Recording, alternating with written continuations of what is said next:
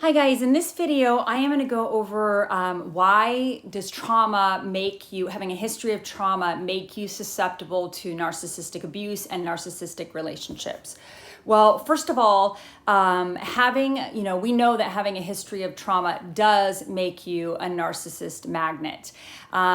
Part of the reason for that is because trauma affects people in these specific ways. It makes you susceptible to physical problems, to mental health issues, to addiction. You have a higher proclivity for developing other or experiencing other traumas later on in life. We know this from the research.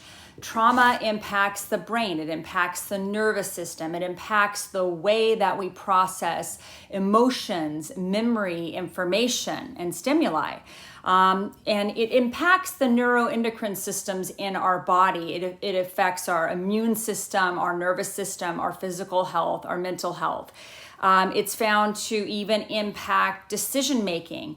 It can make it very difficult to make decisions. It can also make it very difficult to process fear-based stimuli. It's like the system in your brain that's telling you, to run, or this is something to be fearful of, like it's not working correctly. So an example would be, somebody meets a narcissist, the narcissist acts abusive at some point in the early part of the relationship, whether it be ignoring, withdraw, silent treatment, or verbal abuse, physical. It could be any of those. It could be psychological, emotional abuse, diminishing, demeaning, however they're abusing.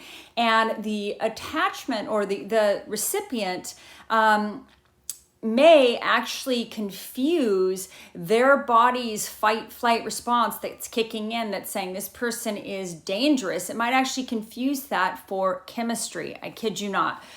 Quite often, people that are in these relationships with narcissists or sociopaths or psychopaths, if they meet like a normal, nice, kind human person, that whole thing in them that's like, doesn't go off. It's like they find that person just rather boring and pedestrian because it's like not kicking in that faulty sort of system that's unable to properly process fear-based stimuli.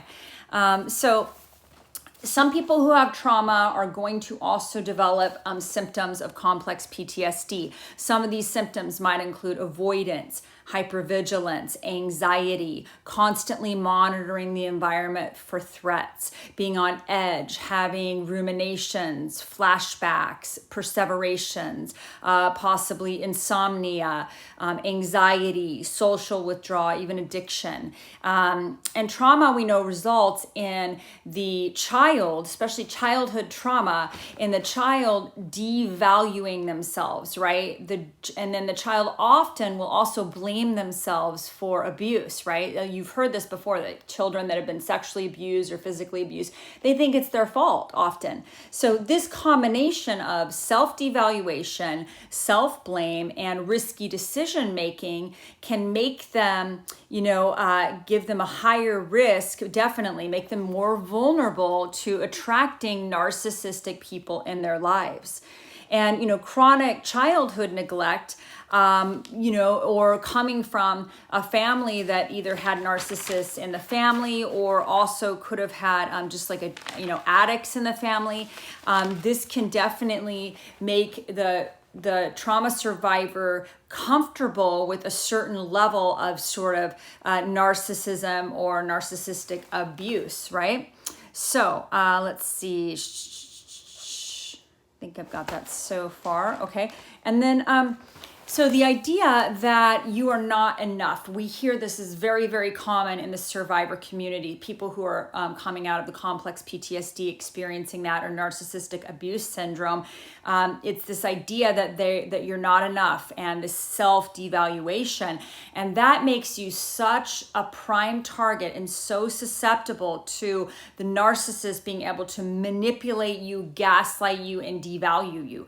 Somebody who has not experienced childhood trauma or other traumas, they they probably will not be as susceptible because they don't devalue themselves, right? So they already aren't in that conditioning, that pattern of that trauma of devaluing themselves. So when somebody else devalues them, they are likely to exit that relationship and get away from that person, rather than being like, oh, they're right, they're devaluing me, they must be right, because that is like playing on your childhood trauma that's already telling you, I'm not good enough, I don't deserve equality, I'm not enough, I've got to work harder and harder for this person's approval or love. Remember, I don't think they really love, but the faux love that you're going to get from the narcissist.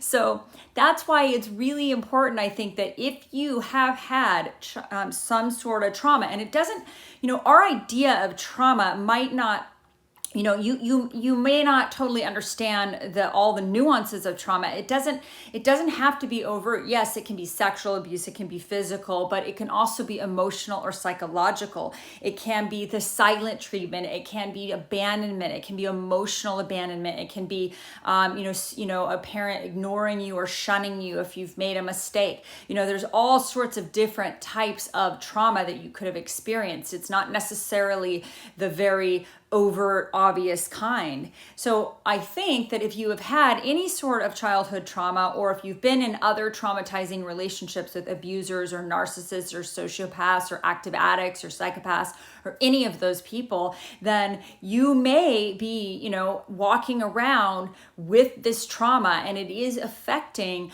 the way that your brain functions, the way that your whole nervous system works. And so recognizing that makes you vulnerable to manipulative people that are wanting to take from you and use you and abuse you. I think it's super important that you recognize that might be the case, and recognition and like the knowledge is very important. And you can start observing, yourself in these environments when you're meeting people, and, realize that, hey, I may have this weird comfort level with people that are abusive. I may not have, my whole brain and nervous system might not be working correctly when it comes to, perceiving, identifying threats. And I may not have all of the tools that would help me to be able to avoid these sorts of threats.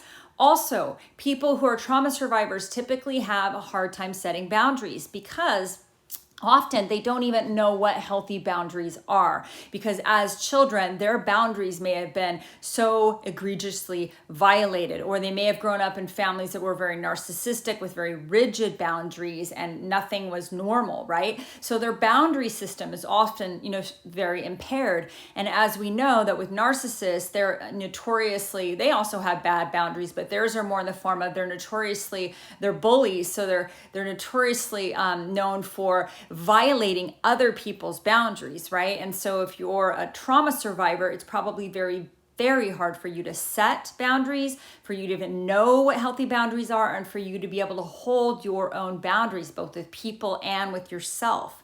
And so that's why it's super important to recognize this. If you're in this survivor community and you have had childhood trauma or any sort of even adult trauma prior to this abusive relationship that you've been in, or that you're trying to get out of, then it's really important that you recognize that. And then I believe very important to get some sort of, to get trauma coaching, trauma therapy, EMDR therapy is really good, cognitive behavioral, CBT therapy. There's transcranial magnetic stimulation can be very helpful for your brain, and if you've suffered complex PTSD. And then so trauma therapy, trauma coaching, and there is a really, really good book.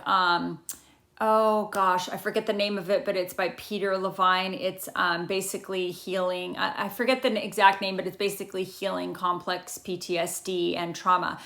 So I really encourage you to start looking at this if you believe that, you may have some childhood trauma, because it definitely makes you susceptible to these narcissistically abusive relationships.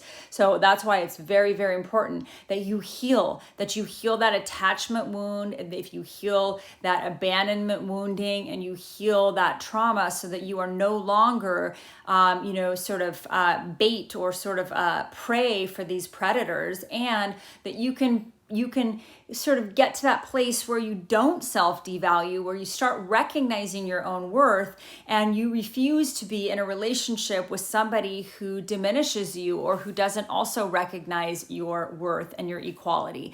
So I hope you guys are having a really wonderful day. I hope that this helped you to sort of understand why you may, if you are a trauma survivor, you may have had a higher proclivity. You do have a higher proclivity for attracting narcissistically abusive partners.